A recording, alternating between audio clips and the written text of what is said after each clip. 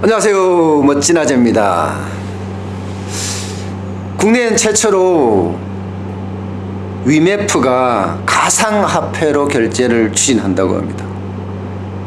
저는 이 기사를 보면서 순간 어떤 생각이 들었나 하면 이거 정부는 지금 막 때리려고 거래소 폐쇄한다, 뭐 거래세 매긴다, 양도세에서 매긴다, 막 이렇게 폭탄 같은 발언을 툭툭툭툭 내뱉고 있는데, 위메프가 가상화폐로 결제를 추진한다? 이거 정부의 규제를 받는 것 아닌가, 철퇴를 받는 것 아닌가, 이런 생각이 순간적으로 들었어요. 정부는 잡으려고 하는데 위메프는 앞으로 나가려고 하잖아요. 저는 용기 있는 결정이라고 생각을 합니다.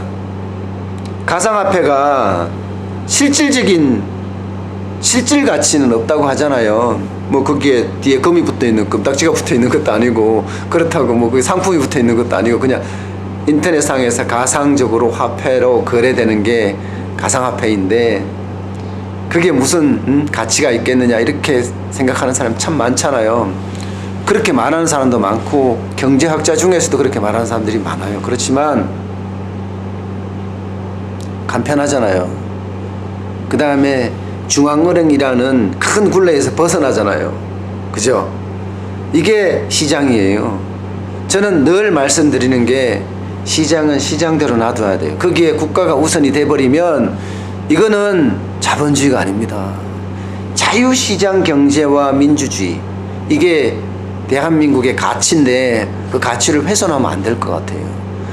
위메프의 어떤 이런 과감한 의사결정이 결국은 가상화폐에 대한 어떤 제도권으로의 편입, 그 다음에 경착륙이 아닌 연착륙, 아주 자연스럽게 가상화폐가 제도권으로 편입할 수 있는 그런 계기가 되지 않을까 싶어요. 팀원도 조만간 온라인에서 이제 한다고 하니까, 일본 같은 경우는 오래됐잖아요, 벌써요. 뭐 부동산 거래도 부동산을 사고 파는 것도 일본은 벌써 가상화폐로 하겠다고 이렇게 이야기를 할 정도니까 좀 고민을 해볼 필요가 있을 것 같고요.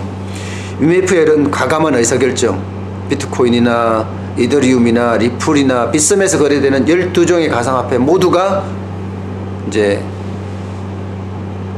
결제가 가능하다고 하니까 뭔가 좀 앞서간다는 느낌도 있고, 또 뭔가 새로운 영역을 개척한다는 느낌도 있습니다.